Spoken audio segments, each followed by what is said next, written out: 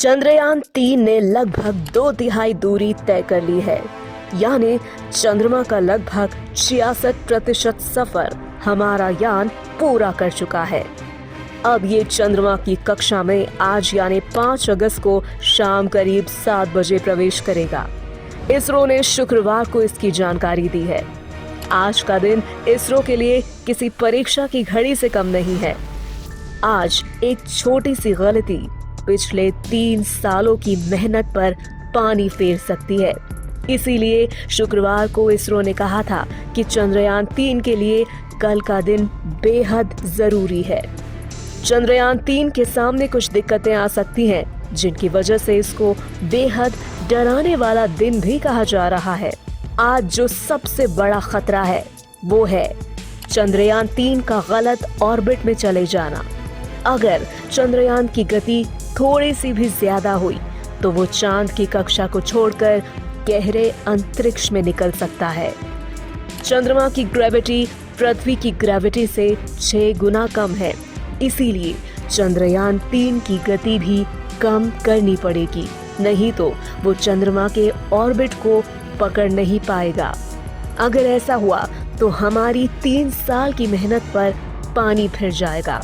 अगर चंद्रयान-3 किसी भी तरह से गलत ऑर्बिट में चला जाए तो उसे सही करने में काफी समय, क्षमता और ताकत लगती है।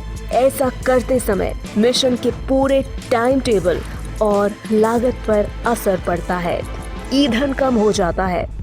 ऐसे में मिशन जल्दी खत्म होता है। अगर पकड़ में नहीं आया तो अंतरिक्ष में लापता हो जाता है। इसके अलावा चंद्रयान-3 को अंतरिक्ष में प्रकाश की गति से चलने वाले सब एटॉमिक कणों से भी खतरा है। इन कणों को रेडिएशन कहते हैं। एक कण जब सैटेलाइट से टकराता है तब वो टूटता है। इससे निकलने वाले कण सेकेंडरी रेडिएशन पैदा करते हैं।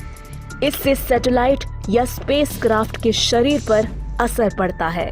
इसके अलावा हमारे सूरज से निकलने वाले चार्ज्ड पार्टिकल स्पेसक्राफ्ट को खराब या खत्म कर सकते हैं। तेज जियोमैग्नेटिक तूफान से स्पेसक्राफ्ट पर नुकसान पहुंचता है।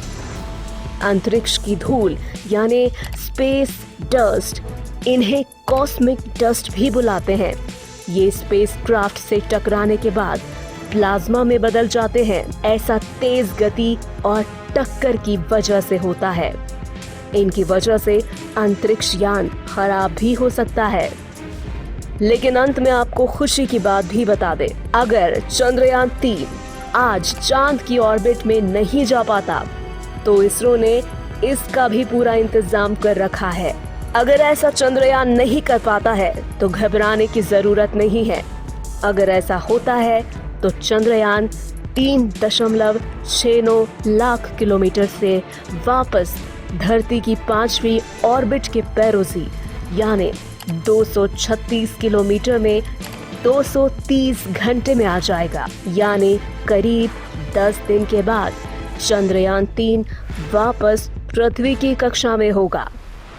कुछ लोग सोच रहे होंगे कि ये धरती पर वापस आ जाएगा, लेकिन ये गलत है।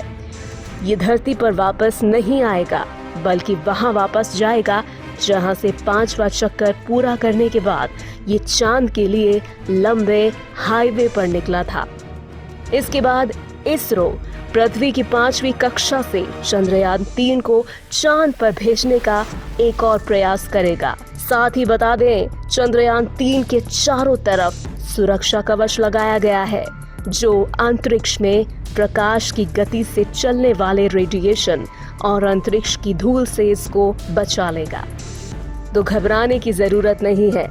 हमें इसरो के वैज्ञानिकों की काबिलियत पर पूरा भरोसा है और हमें लगता है कि पहली बार में ही यानी आज 5 अगस्त को ही चंद्रयान-3 चांद की पहली कक्षा को पकड़ लेगा।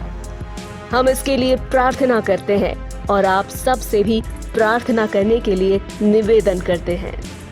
हम उम्मीद करते हैं कि आपको ये जानकारी अच्छी लगी होगी और अगर आपका भी कोई सवाल है तो हमें कमेंट बॉक्स में लिखकर जरूर बताएं। हम अपनी वीडियो के माध्यम से आपके सवाल का जवाब देने का भी प्रयास करेंगे। चंद्रयान 3 पर आगे भी अपडेट्स आती रहेंगी, इसीलिए अपडेटेड रहने के लिए चैनल को सब्सक्राइब करके बेल नोटिफिकेशन जरूर ऑन कर लें। वीडियो को लाइक और शेयर करना ना भूलें। जल्द मिलेंगे ऐसी ही इंफॉर्मेटिव वीडियोस के साथ। तब तक के लिए बी हैप्पी, बाय बाय।